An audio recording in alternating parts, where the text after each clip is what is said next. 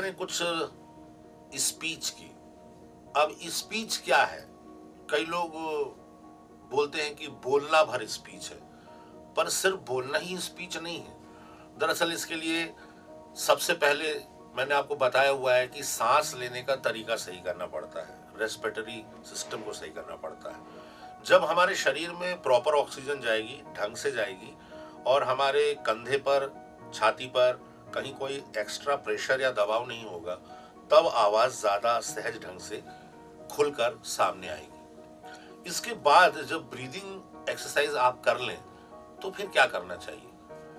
फिर सबसे महत्वपूर्ण चीज आती है, वो है भाषा, यानी कि लैंग्वेज। एक अभिनेता जिस भी माध्यम में काम कर रहा है, उसकी भाषा पर उसकी पूरी पकड़ होनी चाहिए, पूरा नियंत्रण होना चाहिए, तभी वो इमोशन को या भावनाओं को भी सही ढंग से उभार सकता है। मुंबई में हिंदी फिल्म इंडस्ट्री में सिर्फ हिंदी प्रदेशों से ही लोग नहीं आते, पूरे देश भर से लोग आते हैं। कुछ लोग दक्षिण तरफ से आते हैं, कुछ लोग पूरब तरफ से आते हैं, कुछ लोग पश्चिम से आते हैं, और कुछ लोग मध्य प्रदेश, उत्तर प्रदेश, बिहार, राजस्थान, झारखंड, छत्तीसगढ़ जैसे राज्यों से जाते हैं। चूंकि हमारे यहाँ बोलियों की बहुत विविधता है, आप जानते हैं हमारे यहाँ इतनी बोलियां हैं कि बोलियों के कारण ही आधुनिक हिंदी सामने आती है। होता ये कि हम जिस अंचल विशेष में पैदा हुए हैं, वो बोली हमारे बोलने में असर डालती है, और जब हम बड़े हो जाते हैं, उसका ध्यान नहीं रखते, तब होता यह है कि हमारे प्रोफेशनल काम में भी वो असर या झलक दिखने लगती है, जो कि एकदम गलत है। अब आप बताइए कि अगर आपको कोई बहुत बड़े हिंदी के साहित्यकार का रोल करना है, लेखक का रोल करना है, और आपके बोलने में अवधी, बुंदेलखंडी, मालवी, बघेली या गुजराती या बंगला या कन्नड़ का एक्सेंट आता है, वो सुनने में कानों को बहुत खटकेगा, अच्छा नहीं लगता। इसलिए फिल्म इंडस्ट्री में कलाकार कहीं का भी हो, जब वो अपनी भाषा के ऊपर काम करता है तो आप पहचान नहीं पाते कि ये आदमी इस भाषा का नहीं है। कैटरीना कैफ अब हिंदी बोलती हैं सीखकर, तो ये तो नहीं लगता कि उन्होंने जिंदगी के 20 साल लंदन में बिताए हैं। मिथुन चक्रवर्ती हिंदी बोलते हैं तो थोड़ा बंगला का असर जरूर है, लेकिन फिर भी ये नहीं लगता कि ये आदमी बंगाल में ही पैदा हुआ है, हिंदी इसने 25 साल की उम्र के बाद सीखी है। ऐसे लोग हिंदी फिल्मों के बड़े स्टार बने हैं क्योंकि भाषा के ऊपर उनकी पकड़ हो गई। तो भाषा को पकड़ने के लिए क्या करें? सबसे पहली बात है आर्टिकुलेशन। आर्टिकुलेशन मतलब आप शब्द को कैसे सही ढंग से बोल रहे हैं कि नहीं। अब मैंने बताया कि हमारे यहाँ बोलियों का असर है, अलग अलग प्रदेशों का असर है, तो एक बहुत ही कॉमन शब्द है जिसको लोग शब्द बोलते हैं, यानी कि स और श का फर्क। तो एक तो स है और एक है श, और एक और है ष, जो होता है षड्यंत्र। तो षड्यंत्र में वो वाला श अलग है और शक्कर वाला श अलग है, और सरकने वाला स अलग है। तो करना क्या चाहिए कि अगर आप सही ढंग से नहीं बोलेंगे तो वो बहुत ही मजेदार कॉमेडी हो जाती है, सीरियस से सीरियस चीज भी। अब अगर मैं आपसे बोलूं मेरा विश्वास कीजिए, मेरा भरोसा कीजिए, तो आप भरोसा विश्वास कुछ भी नहीं करेंगे, क्योंकि सही शब्द है विश्वास, भरोसा। तो अगर मैं स की जगह श बोल दूं या श की जगह स, अर्थ का अनर्थ हो जाएगा। आप कितनी भी अच्छी एक्टिंग कर रहे हो, सीरियसली लोग हंसने लगेंगे, या हंसने के सीन में लोगों को रोना आने लगेगा कि आप क्या कर रहे हैं या क्या बोल रहे हैं। करना क्या चाहिए एक नए अभिनेता को? प्रैक्टिस। आप श से शुरू होने वाले कुछ शब्द ले लीजिए और उसको कॉपी में लिख लीजिए, और उसके सामने स से शुरू होने वाले कुछ शब्द लिख दीजिए। अब उसको बारी बारी से आप दोहरा कर बोलने की कोशिश करेंगे तो आपकी जबान में रवानगी आएगी। जैसे शर्मा जी शर्मा कर भाग गए, सांकल चढ़ाकर वो किनारे सरक गया। तो सांकल, सरकना, सरकाना, शर्म, शर्मसार, शर्म से रुखसत, कई तरह के शब्द हैं जो आप डिक्शनरी का इस्तेमाल करके अपने प्रयोग में ला सकते हैं। इसी तरह के बहुत से शब्द हैं जिसमें बोलने में दिक्कत हो सकती है आर्टिकुलेशन में। जैसे मैं जब एक्टिंग पढ़ाता हूँ या अलग अलग जगह जाता हूँ, मैंने देखा है र और ड़ में बहुत समस्या है। कई लोग र और ड़ इसमें फर्क नहीं कर पाते। वो बोलना है कि क्यों बड़बड़ा रहे हो, तो बोलेंगे कि क्यों बड़बड़ा रहे हो। अड़े यार बहुत अच्छा लगा। अब ये अड़े यार क्या हो गया? वो तो है अरे यार। तो ये र और ड़, इसके लिए आपको क्या करना चाहिए? ड़ बोलेंगे ना आप, तो आपका जीभ का अगला हिस्सा ऊपर लगना चाहिए। ड़ ड़, बड़ बड़ाना, खड़ खड़ाना, ड़ ड़। और जब आप र बोलते हैं र, तो दरअसल जीभ का अगली हिस्सा आपके दांतों पे टकराता है। देखिए, र र, रिरियाना, रिरियाना, र र ड़ ड़। तो र ड़ ड़ र र ड़ ड़ र स श श स स श, ये जुबान को रवानगी देता है और अलग अलग शब्दों को बोलने में मदद देता है। कई शब्द होते हैं, एक और है व और ब। कई इलाके हिंदुस्तान में ऐसे हैं जहां व है ही नहीं, वहां ब ही है। या कई इलाके हैं जहां ब नहीं है, व बोलते हैं। बड़ा मजा आया, बड़ा मजा आया और बड़ा सांभर दे दो, जबकि है बड़ा सांभर और बड़ा मजा आया। तो हम लोग सारी चीजों को उल्टा करके बोलते हैं और भाषा के साथ अत्याचार करते हैं। ये खराब अभिनय को जन्म देता है और देखने वाला सिवाय बोर होने के और परेशान होने के कुछ नहीं हो पाएगा। तो आर्टिकुलेशन अपने आप में बहुत महत्वपूर्ण चीज है। और जो अभ्यास मैंने अभी आपको बताया, अगर इन अभ्यासों को आप करें, जैसे स और श, इसके मिलने वाले शब्दों को बारी बारी से बोलें, र और ड़ के बोलें, ब और व के बोलें। इसके बाद उच्चारण में भी कई बार दिक्कतें हो सकती हैं। ज, ज, फ, फ, क, ग, ग, घ। तो एक उर्दू से आ रहा है, एक हिंदी से आ रहा है। बड़ा कीमती खजाना है, अब वो बड़ा कीमती खजाना है बोलने से असर नहीं आएगा। बड़ा कीमती खजाना है, आखिर इस हार की कीमत क्या है? किस्सा क्या है भाई, किस्सा क्या है? अब आप बोलेंगे किस्सा क्या है, तो बहुत खराब लगेगा। किस्सा तोता में ना लगेगा, वो एक्टिंग नहीं लगेगी वो। तो ये आर्टिकुलेशन से संबंधित कुछ अभ्यास हैं जिसको आपको नियमित करना पड़ेगा, सिर्फ समझने से नहीं होगा। क्योंकि जब तक जबान पे वो शब्द बरत ना लिए जाएं, परफॉर्मेंस में एक्टर हमेशा चूक जाता है।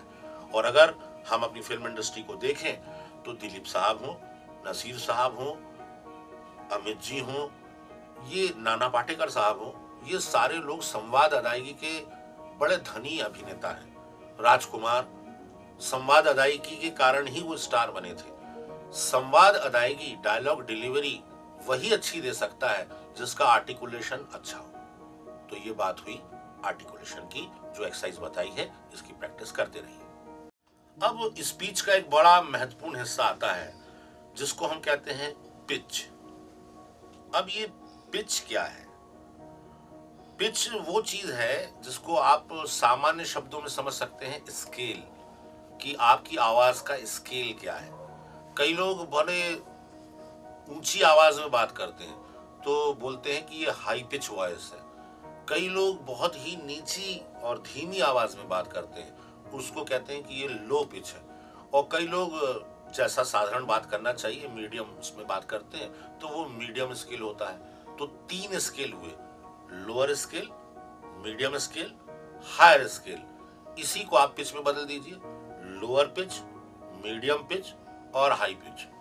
अब लेकिन ये तो शब्द हो गया, पिच को आप समझेंगे कैसे? इसको समझने का सबसे आसान तरीका है, हारमोनियम पे सारे गामा पाधा नीसा सरगम होती है, तो उसमें हर सरगम की पिच फिक्स होती है। देखिए, मैं लो पे लो स्केल, लो पिच की बताता हूं। सा,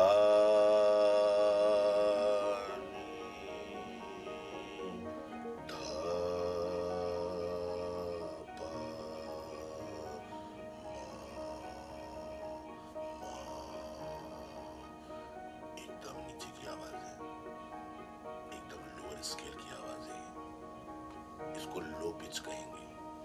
कि क्यों भाई कहाँ गए थे? राह रात भर तुम्हारा कुछ पता ही नहीं चला, अब सवेरे घर आ रहे हो।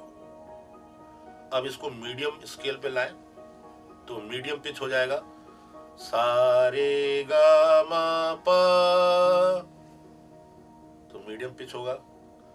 अरे भाई, आप इतनी देर से ये एक्सरसाइजेस को देख रहे हैं और प्रैक्टिस करते नहीं, तो आप एक्टर कहां से बन जाएंगे? एक्टर बनने के लिए आपको प्रैक्टिस करनी पड़ेगी ना। ये मीडियम पिच हो गया, मतलब मध्यम है आवाज। अब मान लीजिए हाई स्केल है। हाई स्केल में हमेशा हम लोग मोस्टली चिल्ला के जब बात करते हैं तो हाई स्केल हो जाता है, या गाने में भी हाई स्केल होता है, हाई पिच होता है। अगर आप देखें कि बहुत दूर आपसे कोई आदमी है तो आप बहुत धीरे से नहीं बोल सकते, आपको जोर से ही बोलना पड़ेगा। सुनो, ए, अरे कहां जा रहे हो, इधर आओ, ये जो है ये हाई पिच है, ये जो बोल रहा हूं ये मीडियम पिच है, और एकदम जो बोल रहा हूं ये लोअर पिच है। अब ये आपको समझाने के लिए मैंने सारेगामापाधानीसा या सरगम का बात करी। कृपया आप पिच की एक्सरसाइज को या स्पीच की एक्सरसाइज को संगीत की प्रैक्टिस से मत जोड़िएगा, या संगीत का अभ्यास मत समझ लीजिएगा। ये सिर्फ नए लोगों को समझाने के लिए, उदाहरण देने के लिए कि लो पिच क्या होता है, तो सरगम से समझाने के लिए। लेकिन अगर आप फिल्में देखते ही होंगे तो आपको मालूम है कि हमारी फिल्मों में कई एक्टर ऐसे हैं जो हाई पिच का बड़ा इस्तेमाल करते हैं, और कई एक्टर ऐसे हैं जो लो पिच का इस्तेमाल करते हैं, और कई एक्टर की आवाज ना तो लो पिच के लायक है ना हाई पिच के लायक है, तो वो बीच की जो मीडियम पिच आवाज होती है वो इस्तेमाल करते हैं। अब जैसे दिलीप साहब हैं, वो वैसे तो लो पिच का इस्तेमाल करते हैं, कम धीमी आवाज में बात करते हैं, लेकिन हाई पिच का जब इस्तेमाल करना है तो वो बहुत अद्भुत ढंग से करते हैं। आपको याद होगा वो फिल्म जिसमें उन्होंने मशाल फिल्म यश जी की थी, जिसमें सड़क पर वहीदा जी की डेथ हो रही है और वो कार को रोक रहे हैं, तो एक दौड़ता हुआ आदमी कार को रोक रहा है, तो वहां तो धीमे बोल ही नहीं सकता। ए भाई सुनो भाई, मेरी बीवी मर रही है भाई, गाड़ी रोको, अरे तेरे बच्चे जिए भाई, एकदम हाई पिच है। लेकिन वैसे देखेंगे तो दिलीप साहब हाई पिच का बहुत कम इस्तेमाल करते हैं, वो काफी लो बेस का इस्तेमाल करते हैं। नाना पाटेकर एक दूसरे तरह का अभिनेता है। नाना पाटेकर अचानक हाई पिच का इस्तेमाल करते हैं और हाई पिच से एकदम लो पिच पे आ जाते हैं। याद कीजिए वो जो लंबा दृश्य है उनकी संवाद अदायगी का क्रांतिवीर में, जिसमें आखिरी में उनको फांसी दी जानी है, उसमें हंसते हैं शुरू में वो, आ गए सब लोग, अभी आ गए सब लोग, तमाशा देखेंगे, घर जाएंगे और फिर अगले दिन अपने काम में। क्यों आए हो तुम लोग, क्यों आए हो तुम लोग यहाँ पर मेरा तमाशा देखने मौत का? एकदम से आपको लगेगा एक सिनिकल आदमी, एक छक्की आदमी जो अपने लक्ष्य के लिए बड़ा प्रतिबद्ध है, कमिटेड है, वो आदमी पूरी भावना से ओतप्रोत आवाज में बोल रहा है। अमित जी का हम सबको मालूम है कि उनकी बेस वॉइस बहुत स्ट्रांग है, और बेस वॉइस का इस्तेमाल वो बहुत अच्छा करते हैं। दीवार का वो दृश्य कौन भूल सकता है जब वो माँ के लिए जीवन की भीख मांगने शंकर जी के मंदिर जाते हैं, तो शुरुआती बहुत लो पिच से है। आज खुश तो बहुत होगे तुम, वो आदमी जिसने कभी तुम्हारे सामने हाथ नहीं जोड़े, वो आदमी जिसने कभी तुम्हारे मंदिर की सीढ़ियां नहीं चढ़ी, वो आदमी आज अपने दोनों हाथ जोड़े तुम्हारे सामने खड़ा है। खुश तो बहुत हो गए तुम। अब आप देखिए उसमें विस्पर का भी इस्तेमाल कर लिया। इसीलिए पिच को पकड़ना, जो बातें मैं आपको अभ्यास के तौर पर बता रहा हूं, अलग अलग अभिनेताओं का उदाहरण देते हुए, मतलब अगर कैरेक्टर राजा का है तो वो तो चिल्ला चिल्ला के दरबार में नहीं बोलेगा, आओ दरबारियों आओ, मैं राजा हूं तुम्हारा, सब कोई मुझे नमस्ते करो, ऐसा बोलेगा तो वो सड़क का भिखारी लगेगा कि कटोरी लेके बैठा हुआ है। और अगर कोई आदमी मंदिर का पुजारी है और मंदिर में चिल्ला चिल्ला के बात कर रहा है तो वो पागल लगेगा। इसका मतलब है कि चरित्र क्या है, कैरेक्टर क्या है, और वो कैरेक्टर कहाँ है, वो घर में है, ऑफिस में है, बार में है, मंदिर में है, शमशान में है, उसके हिसाब से पिच तय होगी। अगर चरित्र दुखी है तो कैसे बोलेगा, अगर बहुत खुश है तो धीमे पिच का इस्तेमाल हो ही नहीं सकता। अरे मालूम है तुमको, मैं ना ग्रेजुएशन में फर्स्ट क्लास पास हुआ हूं, फर्स्ट क्लास। अब देखिए पूरा हाई पिच है। कोई भी आदमी खुशी में ऐसा नहीं बोल सकता, तुम्हें पता है आज मेरा रिजल्ट निकला, मैं फर्स्ट डिवीजन पास हो गया। ऐसा लगेगा कि कोई बापू महाराज बोल रहे हैं, चरित्र दूसरा लगने लगेगा। इसलिए पिच और आर्टिकुलेशन, डिक्शन, संवाद अदायगी। और अब हम आएंगे कि कैसे उसको बोला जाए, वॉल्यूम का इस्तेमाल कैसे किया जाए। पिच की प्रैक्टिस के लिए आप एक बहुत अच्छी एक्सरसाइज कर सकते हैं।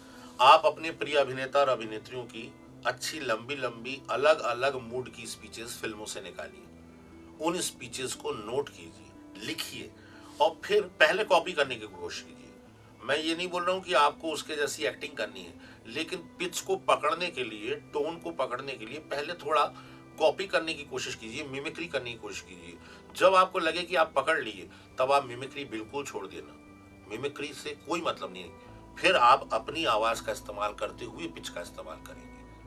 पिच, आर्टिकुलेशन, इसके अभ्यास को नियमित करते रहिए और इसके बाद फिर हम आगे चलते हैं। आप जब टीवी देखते हैं तो रिमोट पर वॉल्यूम बढ़ाते घटाते हैं, आप टेप रिकॉर्डर पे घटाते बढ़ाते हैं, रेडियो पे तो उसमें स्केल नहीं बदलता। कैसा हो जाएगा? आजा सनम मधुर चांदनी में हम, लो वॉल्यूम में, तुम मिले तो वॉल्यूम बढ़ा दिया। आजा सनम मधुर चांदनी में हम तुम, और वॉल्यूम बढ़ा दिया। आजा सनम मधुर चांदनी में हम तुम मिले तो वीराने में। वॉल्यूम बदल रहा है, स्केल नहीं बदल रहा है। इसका मतलब यह है कि कहाँ आपको धीमे करना है, कहाँ आपको आवाज को दबा के बोलना है, कहाँ आपको आवाज को खोल के बोलना है। इसमें वॉल्यूम बहुत मदद करता है। और एक चीज तो नेचुरल होती है, जो विज्ञान के विद्यार्थी हैं वो समझ सकेंगे कि वॉल्यूम बढ़ने से पिच लगता है हाई हो गया, लेकिन पिच का स्केल कभी नहीं बदलता। जो बात मैंने अभी आपको डेमो करके बताई, जैसे कोई इसको डायलॉग डिलीवरी में भी बोल सकते हैं कि आज सुबह सुबह जब मैं घर से निकला तो सूरज चमक रहा था, पक्षी चहचहा रहे थे। आज सुबह सुबह जब मैं घर से निकला तो सूरज चमक रहा था और पक्षी चहचहा रहे थे। आज सुबह सुबह जब मैं घर से निकला तो सूरज चमक रहा था और पक्षी चहचहा रहे थे। आज सुबह जब मैं घर से निकला तो सूरज चमक रहा था और पक्षी चहचहा रहे थे। ये वॉल्यूम का खेल है। मैं आपको सलाह दूंगा, एडवाइस दूंगा कि जिस तरह आप फिल्मों के अलग अलग संवाद निकालेंगे प्रैक्टिस के लिए कि हाई स्केल पिच कौन सा है, लो पिच कौन सा है, ऐसे आप ये भी ढूंढिए कि कौन से संवाद हैं जो बहुत धीमे धीमे बोले गए हैं, कौन से संवाद हैं जो मध्यम आवाज में बोले गए हैं, और कई संवाद ऐसे हैं जो काफी जोर से बोले गए हैं। अगर आप इन संवादों को लिख लें एक कॉपी में, उसको याद करें और बार बार जानबूझकर लो वॉल्यूम और हाई वॉल्यूम में बोलने की प्रैक्टिस करें, तो धीरे धीरे पिच के साथ साथ वॉल्यूम पे भी आपका एक अभिनेता के रूप से कंट्रोल हो जाएगा। आप जब चाहें अपने वॉल्यूम को बदल सकेंगे और इसकी प्रैक्टिस करते रहिए। वॉल्यूम के बाद फिर एक और शब्द आता है, मीटर। क्या है? अब मीटर तो कई तरह का होता है, ऑटो का मीटर भी चलता है और कपड़े का भी मीटर से नापा जाता है। तो फिर स्पीच का मीटर क्या है? दरअसल हर संवाद में एक लय या एक छंद होता है, उसको ढूंढना पड़ता है। जब एक्टर उसको पढ़ता है तो वो ढूंढता है कि कहाँ वो उसको कॉमा देगा, कहाँ वो पूर्ण विराम देगा, कहाँ वो उसको क्वेश्चन मार्क में बदल देगा, कहाँ वो अंडरटोन कर देगा, दबा जाएगा आवाज को। तो इस सब से क्या होता है कि ये तय होता है कि उस संवाद का मीटर क्या होगा। मान लीजिए मैं आपको उदाहरण दूं कि कोई चरित्र बहुत गुस्से में है, कोई पिताजी हैं जिनका लड़का कॉलेज में फेल हो गया है और वो पढ़ता लिखता नहीं है, तो पिताजी उसके ऊपर चिल्ला रहे हैं। तो लो वॉल्यूम तो हो ही नहीं सकेगा, लो पिच भी नहीं हो पाएगा और मीटर बड़ा फास्ट रहेगा। मीटर कैसे फास्ट होगा? बोलने की गति, शब्दों के बोलने की गति या पेस जैसे कहते हैं, वो फास्टर होती जाएगी। कहा था तुमसे पढ़ाई लिखाई किया करो, पढ़ाई लिखाई करते नहीं हो, दिन भर आवारागर्दी करते रहते हो, घूमते रहते हो, पिक्चर देखते रहते हो, सिगरेट बीड़ी पीते रहते हो, लड़कियों के साथ मोबाइल पे बात करते रहते हो, पढ़ाई लिखाई करनी है या नहीं? अब ये एक अलग पिच है। मान लीजिए इसी बात को प्रोफेसर साहब समझा रहे हैं अपने स्टूडेंट को, इसी स्पीच का पूरा मीटर बदल जाएगा। अरे भाई कहाँ रहते हो? कॉलेज में तो तुम्हें देखते नहीं, कभी हॉस्टल में पड़े रहते हो, कभी कैंटीन में देखते हो, और भाई लड़कियों के साथ आपकी मोबाइल पे बातचीत, पिक्चरें देखना, मॉल में खड़े होना। फेल नहीं होगे तो क्या होगे? सप्लीमेंट्री आएगी। पढ़ाई लिखाई किया करो बरखुरदार, पढ़ाई लिखाई किया करो। अब आप देखिए पूरा पिच बदल गया और मीटर भी बदल गया। अलग अलग एक्टर अलग अलग ढंग से मीटर का इस्तेमाल करते हैं।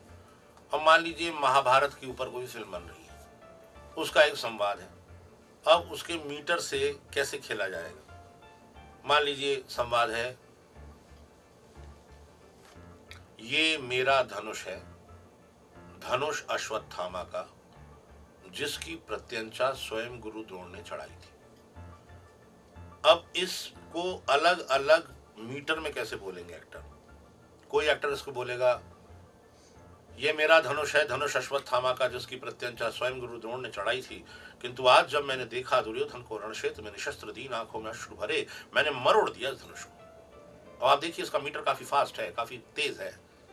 दूसरा कोई एक्टर उसको काफी थम के बोलेगा, ये मेरा धनुष है, धनुष अश्वत्थामा का, जिसकी प्रत्यंचा स्वयं गुरु द्रोण ने चढ़ाई थी, किंतु आज जब मैंने देखा दुर्योधन को निशस्त्र दी, आंखों में अश्रु भरे, मैंने मरोड़ दिया इस धनुष को।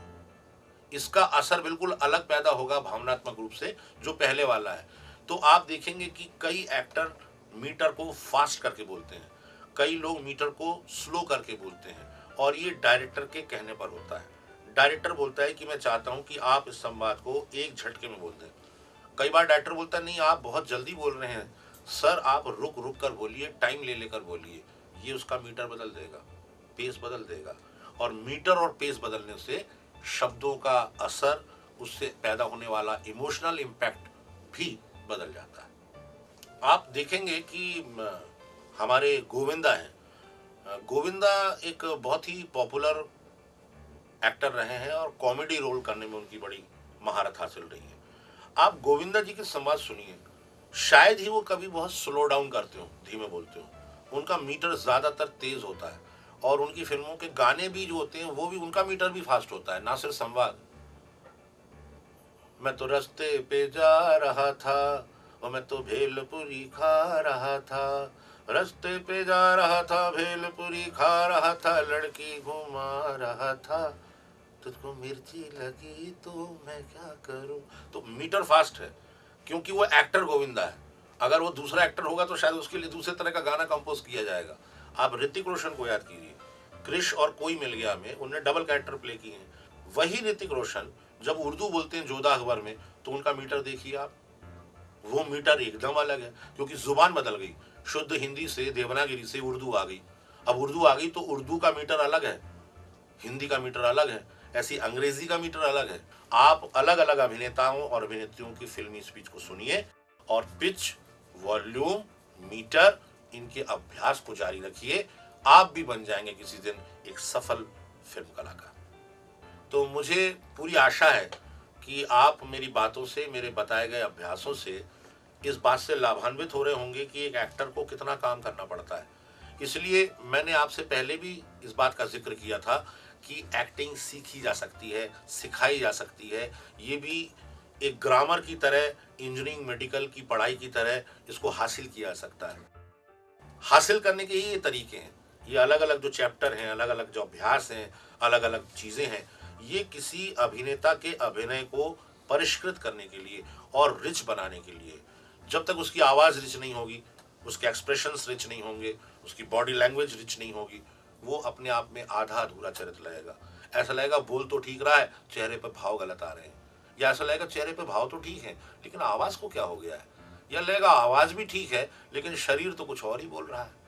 इसलिए कॉम्बिनेशन है, शरीर, मन की भाषा, भावनाएं और जुबान की बातचीत, बोलचाल, इसको मिलाने से ही अभिनय या चरित्र पैदा होता है।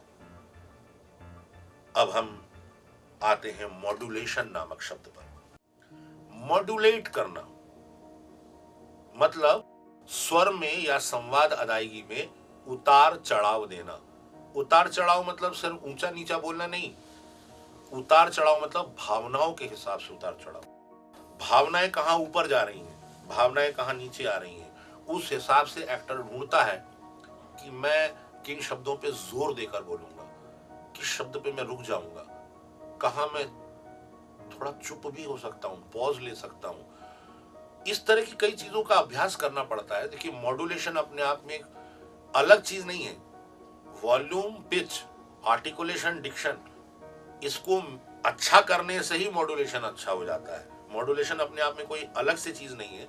अगर उसको समझेंगे तो मोटे रूप में वो यही है कि आप जिस ढंग से बोलते हैं उसमें इमोशनल अप एंड डाउन्स, भावनाओं के उतार चढ़ाव कैसे आते हैं। जैसे आपने बागवान फिल्म की वो लंबी स्पीच सुनी है अमित जी वाली, जो पहले भी हम उसका जिक्र कर चुके हैं। उसमें मॉड्यूलेशन की बड़ी गुंजाइशें हैं, क्योंकि वो लंबा संवाद है। भाइयों और बहनों, मैं कोई लेखक या कलाकार नहीं हूं। मैंने तो सिर्फ वही लिखा जो जिंदगी ने मुझे सिखाया। लोग कहते हैं जमाना बदल गया है, लोग बदल गए हैं। आज की पीढ़ी बहुत होशियार और बहुत प्रैक्टिकल हो गई है। वो हर एक रिश्ते को एक सीढ़ी समझती है, और जब उस सीढ़ी के सहारे वो ऊपर पहुंच जाते हैं तो माँ बाप और रिश्तों को घर के किसी कोने में टूटे हुए फर्नीचर, टूटी मेज, टूटी कुर्सी की तरह फेंक देते हैं। क्या हक है, क्या हक है इन बच्चों को अपने माँ बाप को जुदा करने का? क्या समझते हैं ये बच्चे कि जिसको भगवान ने एक जोड़ी के रूप में दुनिया में भेजा है, उन माँ बाप को बुढ़ापे में तन्हाई की मौत मरने की कौन सी सजा दे देते हैं? लेकिन आज की पीढ़ी शायद ये भूल रही है कि जिंदगी सीढ़ी की तरह ऊपर नहीं जाती, वो पेड़ की तरह होती है। उसकी जड़ें जितनी नीचे और गहरी होंगी, पेड़ उतना ही हरा भरा, उतना ही फलदार होगा। और रही बात हमारी, तो हमारी फिक्र तो आप कीजिएगा मत, क्योंकि अगर हम उन बच्चों को पाल सकते हैं जो ना देख सकते थे, ना बोल सकते थे, ना खा सकते थे, ना चल सकते थे, तो हम अपनी देखभाल भी कर ही सकते हैं। हम बहुत खुशकिस्मत हैं। हम बहुत खुशकिस्मत हैं क्योंकि हमें जिंदगी ने एक ऐसा साथी दिया जिसके साथ चलते चलते जिंदगी की दुश्वारियां आसान होती चली गई। लोग अक्सर मोहब्बत करते हैं, पर ये बात उतनी बार कहते नहीं जितनी बार उन्हें कहना चाहिए। पर मैं ऐसी कोई गलती नहीं करना चाहूंगा। Thank you Pooja, thank you with me, I love you, thank you for there. तुम हो तो हम हैं, हम हैं तो सब कुछ है, वरना कुछ भी नहीं, कुछ भी नहीं। ये जो संवाद मैंने अभी आपको बागवान का बोलकर बताने की कोशिश की, दरअसल सिर्फ ये समझाने के लिए कि आपके पास सारा मटेरियल, सारी सामग्री उपलब्ध है। अगर आप सिनेमा के गाने सुनते हैं, उनको गाते हैं, अगर आप सिनेमा के अच्छे लंबे संवादों को चुनते हैं, उसको बोलने का अभ्यास करते हैं, आप पाएंगे कि आपकी जुबान, आपकी भाषा, मॉड्यूलेशन, मीटर, वॉल्यूम, पिच, सब पे धीरे धीरे आपका कंट्रोल आता जा रहा है, और आप ABCDEFGH की तरह इसको धीरे धीरे सीखते जा रहे हैं। ये चीजें ही हैं जो नियमित रूप से अभ्यास करने की है। ये सिर्फ समझने या समझाने की बातें नहीं है, बोलने या बताने की बातें नहीं है। बोला या बताया इसलिए जाता है ताकि एक बार उसको समझाया जा सके, समझाया इसलिए जाता है ताकि आदमी उसको रेगुलर प्रैक्टिस करे। याद रखिए, फुटबॉल को देखकर और फुटबॉल ग्राउंड को देखकर और गोल पोस्ट को देखकर आप कभी भी बड़े फुटबॉल खिलाड़ी नहीं बन सकते। उसके लिए आपको मैदान में उतरना पड़ेगा, जूते पहनकर, हाफ पैंट पहनकर, फुटबॉल लेके पांव से लेकर ड्रिबल करते हुए दौड़ना पड़ेगा, तब जाके 50 बार में से कोई एक शॉट पड़ेगा जो गोल पोस्ट के नेट पे जाएगा। एक्टिंग भी बिल्कुल ऐसी चीज है, करत करत अभ्यास के होत जड़मति सुजान। हम सब जड़मती हैं, लेकिन अभ्यास करते करते चतुर सुजान बन जाते हैं। मेरी शुभकामनाएं हैं कि आप इन अभ्यासों को करें और एक सफल अभिनेता बनने की रास्ते पर आगे चलें।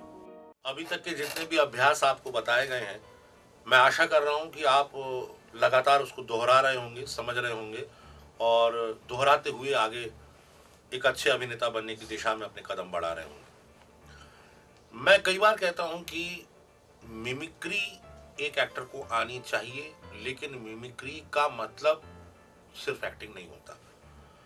क्या होता है कि फिल्मों में ऐसे कई तरह के कैरेक्टर होते हैं जिसको आप ऊपर से देखें तो आपको बड़ा आसान सा लगता है, जैसे शराबी, जैसे पागल, जैसे भिखारी, जैसे राजा। लेकिन एक एक्टर और दूसरे एक्टर में एक व्यक्ति और दूसरे व्यक्ति का फर्क होता है, शिक्षा का फर्क होता है, मनोविज्ञान का फर्क होता है। इसलिए भले ही वो रोल एक सा हो या कैरेक्टर एक सा हो, लेकिन जब दो एक्टर उसको करते हैं तो उनके करने का तरीका या अप्रोच बिल्कुल अलग अलग होता है। आपको ध्यान होगा केशव मुखर्जी हमारी फिल्मों में एक ऐसे अभिनेता हुए हैं जिन्होंने शायद जीवन भर शराबी की भूमिकाएं अभिनीत की हैं। दूसरी ओर अमिताभ बच्चन के जब शिखर के दिन थे, उनकी हर फिल्म में शराब पीने का और शराबी का एक दृश्य जोड़ा जाता था। ये हम तक के सीरीज में आता है, हम तक आता है, बाकी अमर ग्रंथोनी से शुरू करके, और बल्कि एक फिल्म थी शराबी, उसमें तो पूरा रोल ही वैसा था। फर्क क्या है? केशव मुखर्जी का आप अभिनय देखेंगे, आपको लगेगा आप एक शराबी आदमी को देख रहे हैं जो नशे में है। लेकिन अमिताभ बच्चन जब शराबी का रोल करते हैं, वो उसमें साइकोलॉजी डालते हैं कि ये अनाथ लड़का है, इसको बचपन में सौतेले बाप ने दूध की जगह शराब चटा दी थी, या ये बहुत दुखी है, इसको मां नहीं मिली, तो अकेलेपन और दुख से घबरा कर ये शराबी बन गया, झुग्गी झोपड़ी में रहते रहते शराबी बन गया। तो अमित जी हमेशा कैरेक्टर को एक साइकोलॉजिकल, एक मनोवैज्ञानिक पक्ष देते हैं कि ये आदमी ऐसा क्यों करता है। इस कारण शराबी का रोल होते हुए भी वो अपने आप में एक पूरा कैरेक्टर लगता है, जबकि केशव मुखर्जी की उसमें वो सिर्फ एक स्टॉक लगता है। दूसरा रोल देखें जगदीप साहब का, अब तक का सबसे अच्छा रोल शोले में सूरमा भोपाली का माना जाता है। वो रोल वो क्यों अच्छा कर पाए? वो भोपाल के रहने वाले हैं, उर्दू उनकी जुबान है, और जावेद साहब भी भोपाल से ताल्लुक़ रखते हैं। तो भोपाली लोग पटियों पे बैठ के 1960 और 70 के ज़माने में जिस तरह की बातें किया करते थे, उस पुट को लाए हैं वो एक टाल व्यापारी के रूप में, कि एक आदमी टाल चलाता है लकड़ी की और वहाँ मजदूरों के बीच में बैठकर बड़ी बड़ी बातें करता है कि मैंने तो ऐसा कर दिया, मैंने तो वैसा कर दिया। अगर उस दृश्य को सिंपल रखा जाए, उसमें कोई कॉमेडी नहीं होगी, लेकिन वो जो टोन, वो जो वॉल्यूम, वो जो पिच और बोलने का लहजा, एक्सेंट भोपाली दिया है, अरे अगर भोपाल होता है तो हम तो आपको ये सही अंदर करा देते, लेकिन यहाँ हमारी क्या विचार, आप लोग ये सही बहुत बड़े हो, आप लोग तो खुद ही चाहो जहाँ चले जाओ। ये कोई भी आदमी सुनते ही बोल देगा कि ये रामपुर, अलीगढ़ और लखनऊ और हैदराबाद की उर्दू नहीं है, ये खास भोपाली तरीका है। जैसे काय को बम मारता रे, फालतू फोकट में काय को चलता रही, आपको पता चल जाएगा ये ना कोंकड़ी है ना मराठी है, ये मुंबई का आदमी बोल रहा है, ये मुंबई की जुबान है। तू कहाँ झाला रे, तो ये तू कहाँ झाला रे बोला तो मतलब वो बॉम्बे, पूना, नासिक तरफ का आदमी होगा, क्योंकि हम लोग के यहाँ तो आप बोलते हैं, तू करके तो कभी बोलते नहीं है। तो हर प्रदेश की भी अपनी भिन्नताएं होती है। और याद करें, शोले फिल्म में ही असरानी साहब का रोल याद करें, उसमें उन्होंने एक ऐसे जेलर की भूमिका अदा की थी जिसके ऊपर अंग्रेजों का बड़ा असर है और अंग्रेजियत का बड़ा असर है, और अपने हाव भाव में, बोलने और चलने के अंदाज में वो पुराने तानाशाह जर्मनी के हिटलर की याद दिलाता है। उनको मूछ भी वैसी दी गई थी, थोड़ी सी मक्खी मूछ, हिटलर की तरह के ही उनको विग दिया गया था जिस तरह के हिटलर के बाल थे। और आपकी जानकारी के लिए रमेश सिप्पी ने लगभग 60 किताबें असरानी को हिटलर के ऊपर पढ़ने दी थी। वो आज तक का असरानी का सबसे अच्छा रोल माना जाता है। लेकिन याद रखिए दोस्तों, मिमिक्री करने का मतलब है किसी की आवाज, किसी की चाल ढाल, किसी के अंदाजे बयां को कॉपी करना। और अच्छा एक्टर क्या करता है, ऑब्जर्व करता है, उसको अपने में ढालता है और कैरेक्टर की डिमांड के हिसाब से उसमें उसको घोल देता है। इसलिए असरानी साहब ने जो जेलर का रोल किया है, वो ये नहीं लगता कि वो हिटलर जेलर है, ऐसा लगता है एक ऐसा जेलर है जिसके ऊपर हिटलर के व्यक्तित्व का, पर्सनैलिटी का बड़ा गहरा असर है। आज इधर जाओ, आज इधर जाओ, बाकी मेरे पीछे आओ, हे हमारी जेल में सुरंग, हे ये जो करते थे वो, इसके लिए उनको बड़ी मेहनत करनी पड़ी। और आज तक भी उनका सर्वश्रेष्ठ काम वही है। तो अगर आप अपने आसपास के लोगों को ऑब्जर्व करें, उनको अच्छे से कॉपी करने की कोशिश करें, उनके बोलने का अंदाज देखें, तो आप पाएंगे कि धीरे धीरे मिमिक्री के द्वारा भी आप कैरेक्टराइजेशन या कैरेक्टर के ऊपर अप्रोच कर सकते हैं। तो अब आप समझ ही गए होंगे कि मिमिक्री करने का अर्थ सिर्फ ये नहीं है कि आप हूबहू वैसे ही कॉपी करें जैसा आप ऑब्जर्व कर रहे हैं, बल्कि किसी चरित्र के लिए, किसी व्यक्ति विशेष को आप समाज में या अपने आसपास या कहीं और देखते हैं और उसके जैसी चीज़ों को अपने चरित्र में ढालने की कोशिश करते हैं, उसका अनुकरण करने की कोशिश करते हैं। उससे ये होता है कि वो चीज़ उसकी नकल नहीं लगती। ये पेंटिंग में भी होता है, सिर्फ एक्टिंग में नहीं होता। एक पेंटर जब एप्पल बनाता है या पेड़ बनाता है या बादल या नदी बनाता है, तो वो वास्तविक नदी का इम्प्रेशन देती है, लेकिन वो नदी नहीं होती। वो पेड़ जैसा हरा कुछ स्ट्रक्चर दिखता है, लेकिन वो पेड़ नहीं होता। इसका मतलब है कि हम किस आंख से किसी चीज को देखते हैं, उसका हमारे मन पर क्या असर होता है, फिर हम अपनी भावनाओं में ढालकर, अपने शरीर में ढालकर उसको किसी चरित्र या परिस्थिति विशेष में कैसे प्रस्तुत करते हैं। यहां पर आर्ट ऑफ मिमिक्री आपके काम आएगा। आप देखेंगे कि डायलॉग फॉर्मेशन अपने आप में एक अलग चीज है। आप संवाद सुन के पता लगता है कि ये डायलॉग कौन एक्टर बोल सकता होगा। आप देखिए कि कादर खान विलेन करते थे, तो उनके संवादों का फॉर्मेशन बहुत सपाट लहजे का होता था। मतलब वो ज्यादा मॉड्यूलेशन पे ध्यान नहीं देते थे, वो बहुत फ्लैट बोलते थे और फ्लैट बोलने में ही वो सारा असर पैदा करते थे। रवि को यहाँ पकड़ कर ले आओ और सूरज को बांध दो, उसकी माँ बहन दोनों को पकड़ कर ले आओ और सबको कत्ल कर दो, खत्म कर दो सबको। बिल्कुल वो एक्सप्रेशन भी नहीं देंगे, ओठ भी ज्यादा नहीं चलाएंगे, लेकिन एक फ्लैट टोन ही उसके विलेन को एस्टेब्लिश करेगी।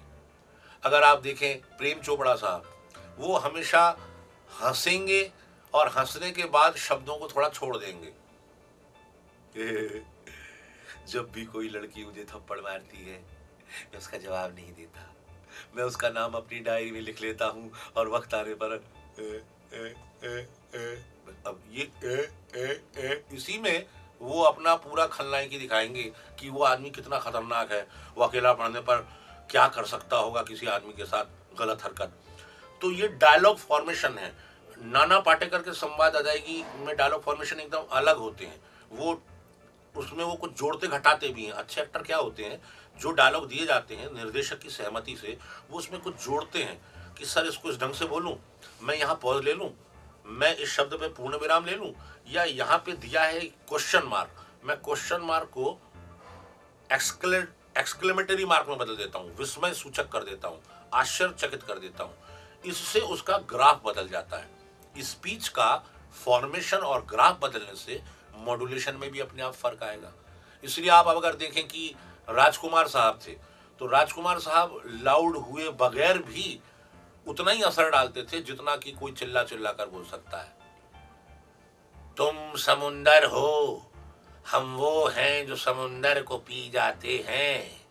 तुम वो हो जो दुनिया में आग लगाते हो, हम आग को खा जाते हैं। जाओ जाओ इंस्पेक्टर जाओ। अब देखिए इसमें कोई बहुत ज्यादा उतार चढ़ाव नहीं है, ये खास तरह से खरज और खराश भरी आवाज को इस्तेमाल किया फ्लैट टोन में।